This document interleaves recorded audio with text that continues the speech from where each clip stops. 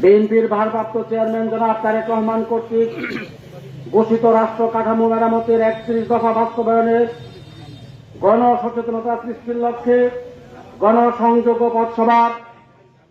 সম্মানিত সভাপতি, আজকের এই পথসভায় প্রধান অতিথি হিসাবে উপস্থিত আছেন বাংলাদেশ জাতীয়তাবাদী ছাত্রদল কেন্দ্রীয় সংসদের সাবেক সফল সভাপতি, বাংলাদেশ জাতীয়তাবাদী স্বেচ্ছাসেবক দল কেন্দ্রীয় নির্বাহী কমিটির সাবেক সফল সাধারণ সম্পাদক, বাংলাদেশ জাতীয়তাবাদী দল বিএনপির কেন্দ্রীয় নির্বাহী কমিটির সহ স্বেচ্ছাসেবক বিষয়ক সম্পাদক, মনোহরদী বরাবরের গণমানুষের নেতা, জিয়া পরিবারের আস্থা ও বিশ্বস্ত নেতা জননেতা জনাব আব্দুল কাদির ভূঁইয়া জুয়েল সাহেব, মঞ্চে উপস্থিত আছেন বাংলাদেশ জাতীয়তাবাদী দল বিএনপির মনোহরদী উপজেলা শাখা, মনোহরদী পৌরসভা শাখা,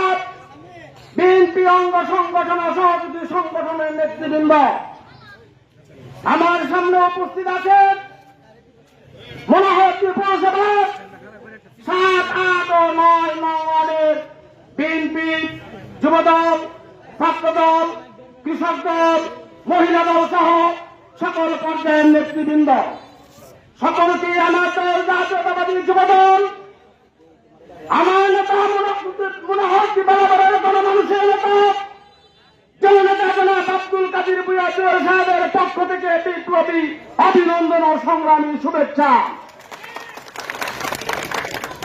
সংগ্রামী নেতৃবৃন্দ,